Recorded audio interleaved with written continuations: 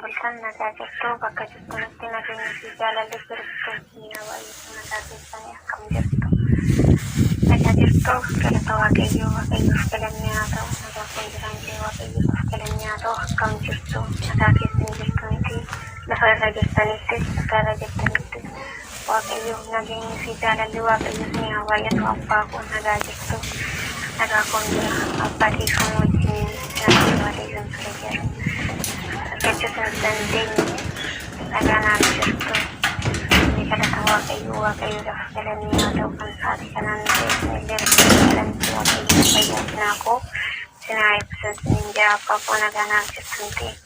kan sekian pakai cetek saya kana sirata pada singkarai sini dan dami enggak wajinan danda ifan wajin pada Kristus dan ifan tinggal kerja Ifa apa Ifa guddaafan gaafadha Waaqayyo haasawaa sila himriini Ifa guddaafan gaafadha bakka jirtanitti lafa irra jiraatanitti Waaqayyoon nagaa fi jaalala nagaasan gaafadha maqaa Waaqayyootiin akkam jirtu akkam sa'aati kana eegani silkii keessan obboleettii kootirraa fudhadhee walataa Yesuus irraa fudhadhee jajjabeetu naa kenne silkii keessan obboleettii kooti obbolee goddanyaatu jechuudha Ifa nagaa jirtu akkam jirtu abbaa gaafasin gaafadha waan gaafi tokko natti gaafi waan natti ta'een qabaayyuu namni tokko duraan dursee gaabbii osoo seenu maaltu isa barbaachisaa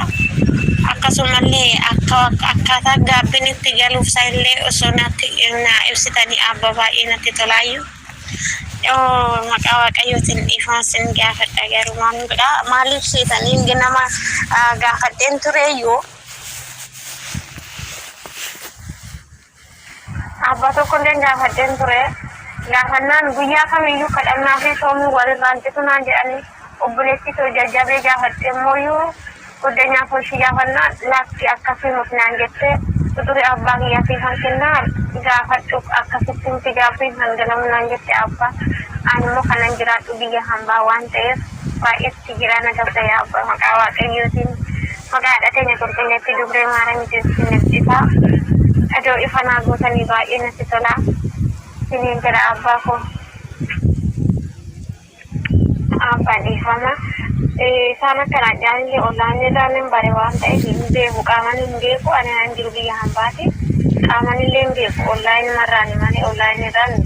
barsiisa tokko nu barumsa guddaa olaanni irraan nu kennu ture kara eemutiin asumaan isaan gaafannaan isaan irraan bare malee hin beeku garuu uumaa jedheeniin guyyaa tokkollee gaafadheen ture akkasii naa kennaan godorii isaanii naa kennaan dawwalee fi akkana sargennaanii Ay, obboleettii kootii akkasi ta'amaa naan jiran akkasuma immoo ani cubbantu afaan koo cubbumaadha obboleettii ta'uu hiriyaatu jajjabee gaafadhee akkana naan jenna akkasitti nuti gaabbiin hangalamu immoo akka abbootiin illee mana amantaatiin barsiisanitti biyya keenyatti amma fakkeenyaaf guyyaa ayyaana waggaa tokkoyyuu hin kabajamuyyuu qabachii godhuu hin danda'u jedhanii turan ani akkam beekutti jechuudha nu beekulleedha sinirraan baradhaa fi abbaa ani cubbamtuudha waan ta'eef sila kanaaf ifuna guddaa garuu abbaa maqaa Kristos ta'ee waan gaafadha ani taasisu beeku jennaan guyyaa gaabbiitti guyyaan gaabbii seenisanii uumayyu tokko naan hin kennu manna hoon bilbeek uumayyu naan hin jenne birrii hin kaffaltanaan jira guyyaa akkaataa gaabbiitti galu hin barree uumaa tokko yoo sonaan jedhin birrii kaffalinaan jedha birrii sun immoo iyyuu birri waan biyya hambaa sila jirtu koo xoomii silaan xoomuu hin dandeenye waan ta'eef silaan xoomni koo birri sun bakka xoomii keetii kanaatti galanaan jedhan akkamitti guyyaa gaabbiin guyyaa kama akka xoomatu guyyaa kama akka waan nu jiru natti hin beekumtan birri kaffalateen gaafii natti ta'ee habbaa kan ifaan godhaa maqaa Kristos Anna kanattiin gaafachuu barbaade abboojii sun guddaa siin gaafadha maqaa waaqayyootiin itti abbaa koo waaqayyoon sagalee jireenyaatti ni dhageessu aaltu mootummaa isaa sinaa godhatu bara tajaajila keessanis ni dheeressu naa eebbifama waaqayyoon sinaa fedhiifama garuu ani aabbittii obboleettii yaa Kudanya ti wala ta iya susuna ni gagawin kudu kesani kanan dubdi apa kan argachuu dandeessan jette maqaan unsa kambi kostumbe tafani konna waamun damozin jedhama maqaan kristina kommo walatta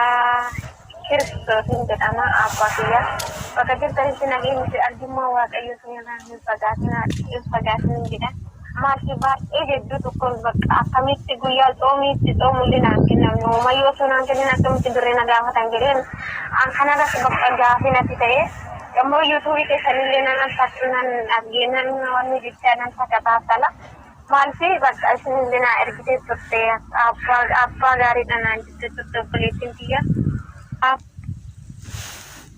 abba waaqayyoon sinaa eebbisu haati teenya maaramin sinaa eebbistu Oma miti jechuun danda'u ani arrabni kee cubbamtuudha waan ta'eef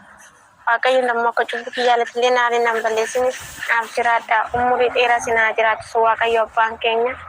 ishee abbaa isinitti tole sagalee naa qabaa wayin dammoo naa barreessaan sinin jaa mokochuun danda'u nan jiru biyya hambaa biyya beeruuti jedhamu keessan jira obboleetti biyyaatu naa kenne quxurii keessanillee waaqayyoon zuffaa naa ta'u haati teenya maaramiin zuffaa naa taatu jira abbaa koo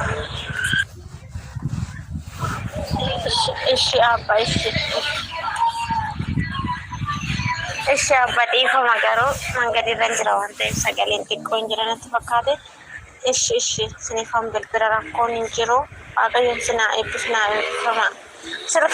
birrichallee nan kaffala hin jedheeni እና birri ati kaffaltu immoo iyyuu mana amantaatti galee nama homaa hin qabnee fi akkana hiyyeessa beeta kiristaana jala taa'uu isaaniif kennama naan jedhan amma akkasirratti akkas taanaan amma birisa